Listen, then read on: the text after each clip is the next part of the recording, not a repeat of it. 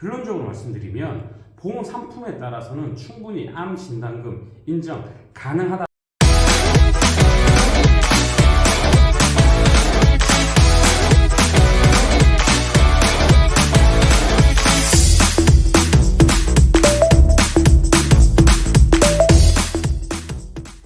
보험금 제대로 받는 그날까지 달려나가고 있는 낭만 손해자성사 이주 손해자성사입니다. 이번 시간에는 암 진단금 분쟁 내용 중에 대장 점막 내암에 관련된 분쟁금 내용입니다. 앞서 들어가기 전에 요약을 하자 그러면 대장 점막 내암이 보험에서 제자리암 진단금으로 인정되는 이런 분쟁이 발생하고 있다 보니 암 진단금으로 인정 가능하냐라는 이 부분이 주요 핵심 내용입니다. 결론적으로 말씀드리면 보험 상품에 따라서는 충분히 암 진단금 인정 가능하다라는 부분 먼저 안내해드리고 시작해 보도록 하겠습니다. 일단 대장 점막 내암의 우선 정의에 대해서 먼저 알려드리고 싶습니다. 대장 점막 내암은 대장에 발생된 암은 맞습니다. 근데 암은 이 어느 정도 우리가 조직을 본다 그러면 어느 정도까지 침륜, 침습을 했느냐에 따라서 제자리암과 일반암으로 구분을 하고 있습니다. 이 대장 점막 내암은 앞서 말했던 그 진단명에 나와 있습니다. 점막 안에, 점막 내에 국한됐다라고 해서 점막 내암이죠. 의학적 기준으로 본다 그러면 점막 내에 국한되어 있다 그러면 이 자체는 제자리암으로 분류될 수 있는 게 현실적인 부분은 맞습니다. 이게 질병분류 코드가 D01이라고 진단이 되실 겁니다.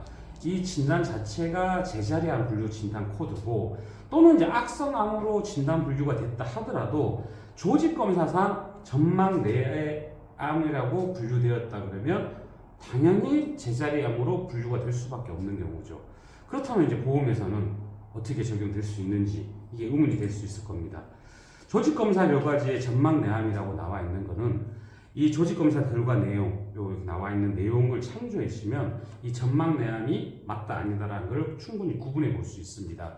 좀 자세히 설명해 드리면 점막 하층, 점막 근층 뭐 이렇게 층층이 나눠져 있는 게 조직의 우리가 대장의 조직을 구성하고 있습니다.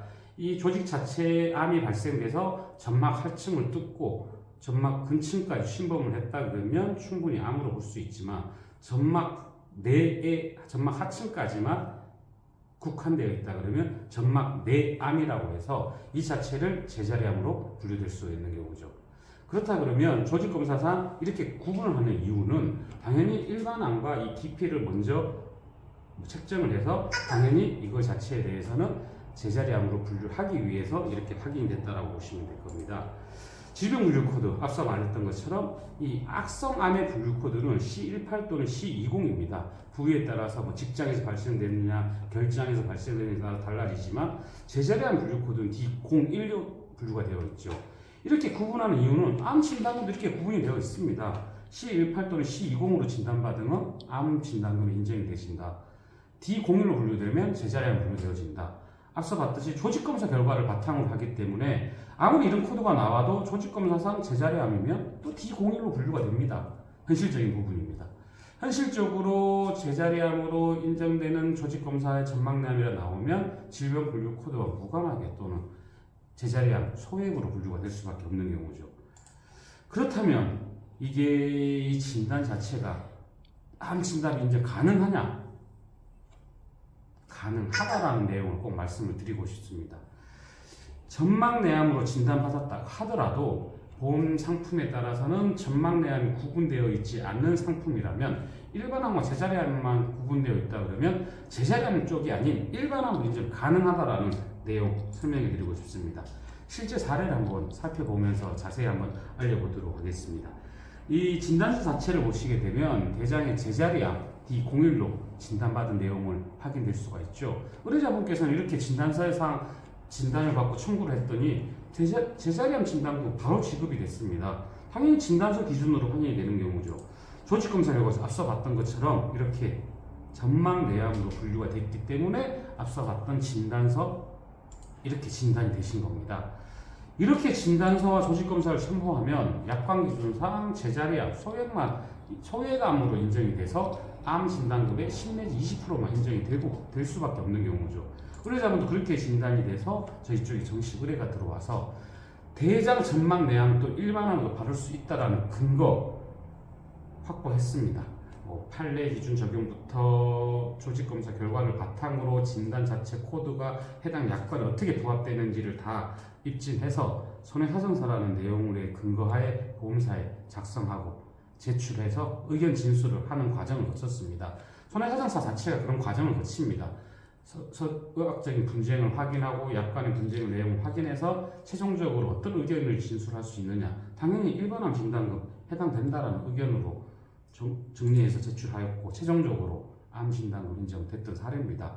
이 절차적인 부분을 꼭 참조하셔갖고 상담부터 꼭 진행해 보시기 바랍니다.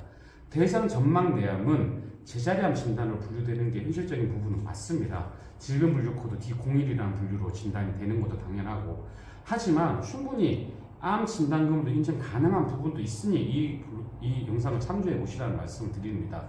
당연히 보험 상품도 참조해 봐야 되고 진단서, 조직검사를 분석해서 손해사정을 통해서 이렇게 최종적으로 종결할 수 있다는 부분 참조해 보시기 바랍니다. 충분히 궁금하신 점 많으실 겁니다. 여러 가지를 비교해 보시고 이런 사례와 이런 근거들 다 있는지 없는지도 비교해 보시고, 당연히 자격 여부도 비교해 보시고 전문가의 꼭 도움을 받아 보시라고 이 영상을 꼭 남기고 싶습니다. 이런 진단으로 많이 어려움 겪고 있는 분 충분히 이해됩니다. 보험에서까지 분쟁이 된다 그러면 너무나 안타까운 현실이죠. 노력해 봐야 됩니다. 포기하지 마시고 전문가 상담도 받아보시고 해결책을 찾아보신다는 것을 꼭 권유해 드리고 싶습니다. 손해사정사 이주였습니다.